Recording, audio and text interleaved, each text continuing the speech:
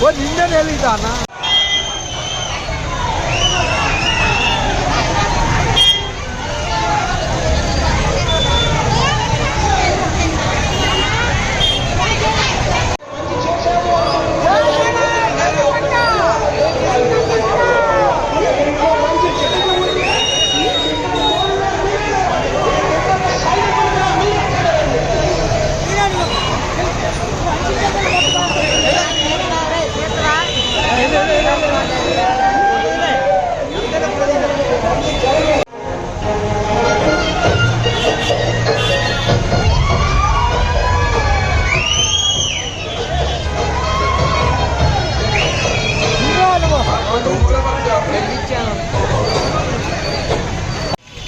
ఈ గ్రామానికి రావడం మే 13వ తారీఖు జరగబోయే ఎలక్షన్లో వైఎస్ఆర్ కాంగ్రెస్ పార్టీ అభ్యర్థిగా 3వసారి నేను పోటీ చేస్తూ మీ నుంచి ఓటు అడగడానికి ఈ గ్రామానికి రావడం జరిగింది.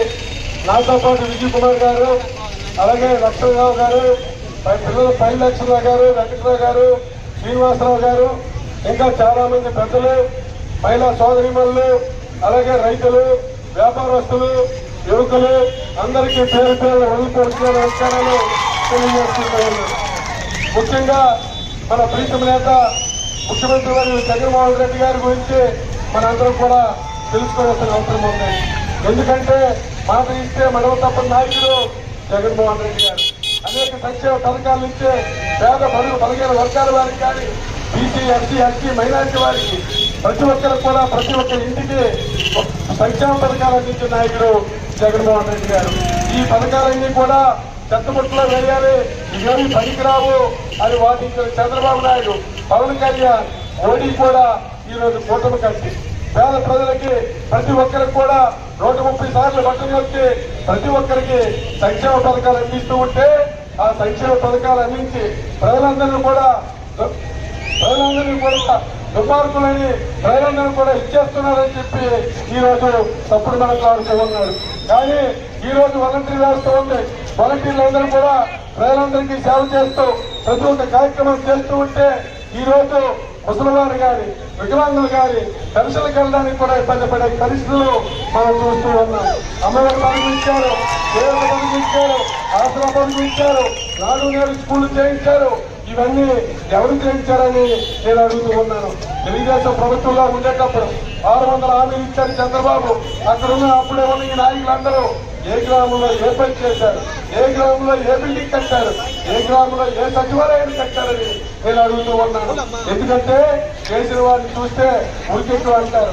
కానీ చేసిన వాడు ఈ రోజు ప్రతి ఒక్క కార్యక్రమాన్ని ఎవరు ఏమనుకున్నా, ప్రతిపక్షాలు ఏమనుకున్నా, మా వాళ్ళు ఏమనుకున్నా తను అనుకున్నదే ఒక మాటగా ప్రతి ఒక్క పేదవాడికి సంక్షేమ పథకాలు అందాలి, ప్రతి ఒక్క గ్రామంలో సచివాలయాన్ని ఏర్పాటు చేయాలి, అక్కడ ఉద్యోగస్తులను ఏర్పాటు చేయాలి, ప్రభుత్వాన్ని ప్రజల ముందుకు ప్రభుత్వాన్ని తీసుకెళ్లాలనే ఆలోచనతో చేస్తున్న నాయకుడు జగన్మోహన్ రెడ్డి గారిని మీరందరూ కూడా గుర్తించాలి. ఈరోజు మనందరం చూస్తూ ఉన్నాం. ఇన్నాళ్ళు మనందరం కూడా ఇక్కడ ఉన్న 95% మన నియోజకవర్గం అంతా బీసీలుగా ఉన్నవాళ్ళం. మనందరంగా బీసీలుగా చెప్పుకుంటున్న వాళ్ళం. ప్రతి ఒక్కరు కూడా ఆనాడు కళావ్యక్తులు కానీ, నీలకంఠం గారు కానీ, మేము కానీ బీసీ వ్యక్తులుగా పోటీ చేసే వ్యక్తులు. ఆ రోజు ఒకసారి ఓడిపోయినా రెండోసారి మీ అందరి ఆశీర్వాదంతో నేను అత్యధిక మెజార్టీతో గెలవడం జరిగింది. ఈ రోజు కొంతమంది పెద్దలు అంటూ ఉన్నారు, ఈ రోజు కొంతమంది పెద్దలు ఎందుకంటే శ్రీరాములు లాంటి వాళ్ళని విమర్శించారంటే అతను పెద్దవాడే మనం అనుకోవాలి. ఎందుకంటే మీరు అతను కూడా పెద్దవాడు అంటారు. అలాంటి పెద్దవాళ్ళు కూడా ఈ రోజు శ్రీరాములు నాయుడు గారు అతని వయసు ఇప్పటికి 9 సంవత్సరాలు ఉంటారు. అలాంటి వ్యక్తి చనిపోయిన వ్యక్తిని కూడా ఈ రోజు ఈ వ్యక్తి విమర్శించాడంటే దాని అర్థం ఏమిటో ఒకసారి ఆలోచించాలి. ఎందుకు విమర్శించాడో తెలుసుకోవాలి. అతను గంట తిప్పుతాట గొర్రెలందరూ కూడా తడిసిపోయి ఇంట్లో తూరిపోయేవాళ్ళమాట. అతను కర్ర తిప్పితే మీరు ఎక్కడో పారిపోయేవాళ్ళమాట. తప్పుడు మాట్లాడుకొని తప్పుడు ప్రచారాలు చేసుకొని ఎందుకు నీ నిలకడగా నీ జీవితం ఏంటో, నీ లైఫ్ ఏంటో చూసుకో, నీ బ్రతికేటో చూసుకోవడం అని నేను చెప్తూ ఉన్నాను. మీరు ఎప్పుడు ఎవరిని విమర్శించలేదు, ఎవరిని కూడా అనలేదు. కానీ శ్రీరాములు నాయుడు లాంటి వ్యక్తి గురించి మాట్లాడితే మాత్రం తప్పనిసరిగా తగిన చర్యలు తీసుకుంటానని కూడా నేను పోటీ చేస్తాను. నా వ్యక్తిగతంగా నువ్వు విమర్శించు, నా వ్యక్తిగతంగా నా నిర్ణయించు, నేను పడతాను. కానీ పెద్దలు వీరావు నాయుడు గారి గురించి మాత్రం మాట్లాడితే ఎటువంటి పరిస్థితుల్లో సహించేది లేదు. ఎందుకంటే నా చరిత్ర గురించి కూడా మీ అందరికీ తెలుసు. నేను కూడా డిగ్రీ చేసి పీజీలు చేసి రాజకీయంలో 16 సంవత్సరాలు బట్టి రాజకీయాలు చేసి ఈ పరిస్థితుల్లో ఉన్నా. నువ్వు ఎండ తగిలితే ఈవేళ నేను ఎలా ఎమ్మెల్యే అయ్యాను. ఇక్కడ ప్రజలందరూ కూడా నన్ను ఆదరించారు. ప్రజలందరూ కూడా నన్ను ఒక అన్నగా జీవించారు.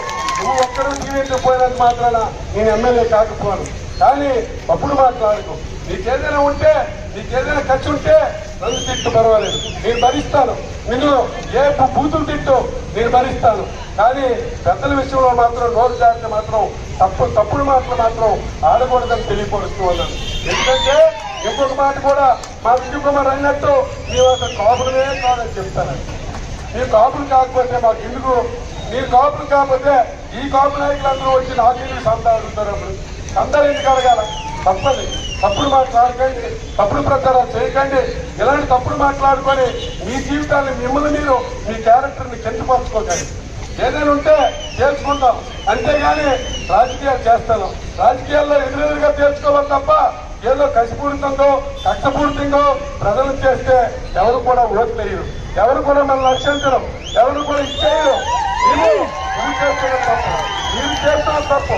ఈ తెలుగుదేశం పార్టీ అనుకుని కొమ్ము కాసిన వాళ్ళు అప్పుడు బీజేపీ అనుకుని మీ వెనక్కి వస్తే మా ఇంటి మీద రాకని చెప్పిన నాయకులు మీరే. మళ్ళీ అదే వ్యక్తి వచ్చి మీ దగ్గరకు వచ్చేసరికి అలా డబ్బులు చూసో మోహంతో మళ్ళీ అతనికల్లా పనిచేస్తాం. తిరగండి. ఎవరి ఇష్టానుసారం వాళ్ళ రాజకీయాలు చేస్తాం, ఎవరి ఇష్టానుసారం మనం నడుచుకుంటాం, మన బ్రతుకులు మనం బ్రతుకుతాం. అంతేగాని ఎవరిని నేను ప్రశ్నించను. కానీ ఈరోజు జరిగిన పరిణామాలు మనందరూ కూడా దృష్టిలో ఉంచుకోవాలి. మనందరూ కూడా ఒక సామాజిక వర్గానికి సంబంధించిన వ్యక్తులు, మనందరూ కూడా ఓ సామాజిక వర్గానికి సంబంధించిన వ్యక్తులు, ఒక అన్ననో తమ్ముడేనో అక్కనో చెల్లెనో పిలుచుకొని బంధుత్వాలతో బాంధవ్యాలతో బ్రతుకుతున్న వాళ్ళం. ఎస్సీలు కూడా మనందరూ కూడా ఒక అన్నదమ్ములుగా బతుకుతూ ఉన్నవాళ్ళం, కలిసిమెలిసి వెళ్తూ ఉన్నవాళ్ళం.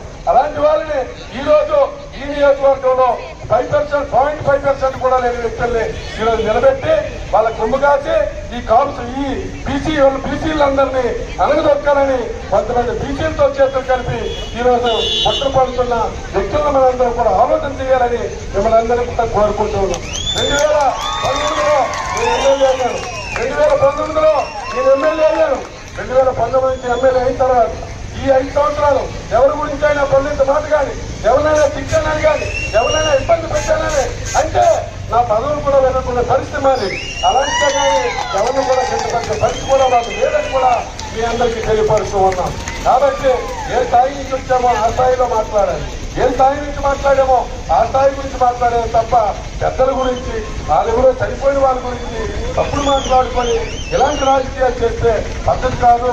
మనందరం కూడా సంవత్సరంలో మేము కూడా బీసీలో మేము కాపులు కాకపోయినా అందుకే నీకు గౌరవంగా సారు అని పెద్ద అయినా అని మేము అంటాము.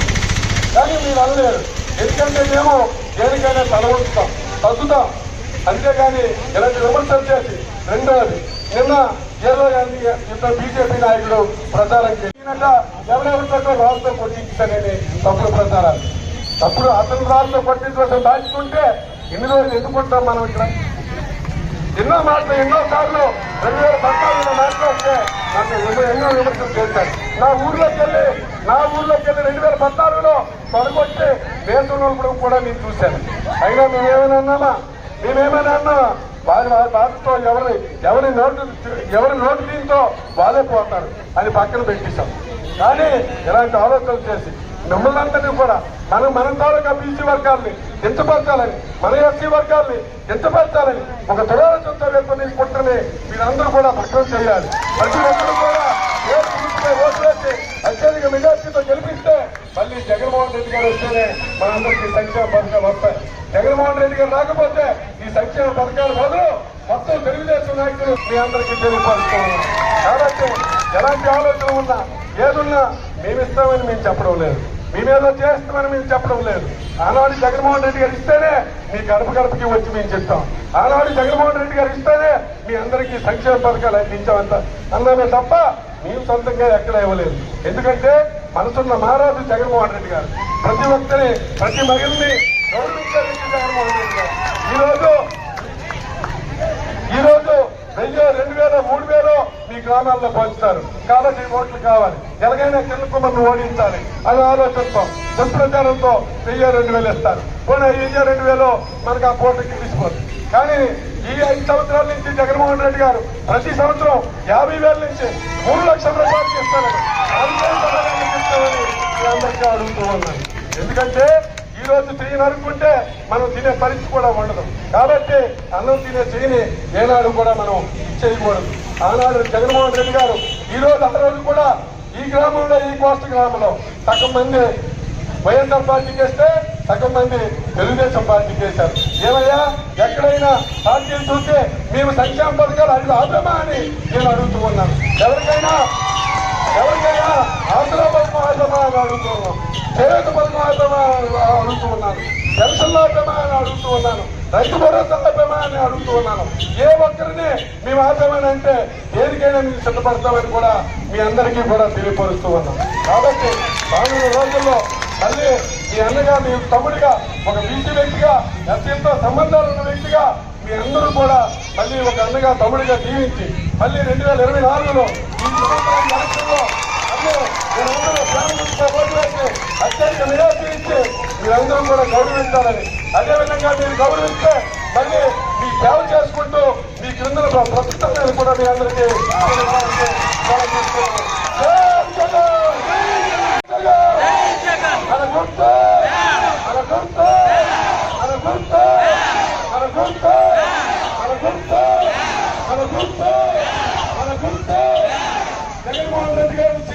జగన్మోహన్ రెడ్డి గారిని సీఎం చేయడానికి సిద్ధమా?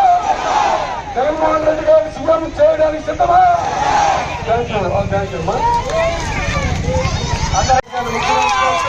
అనేక సంక్షేమ పథకాలు ఇంకా వస్తాయని తెలియపరుస్తూ సెలవు తీసుకుంటూ ఉన్నాను. జై శ్రీ గారు.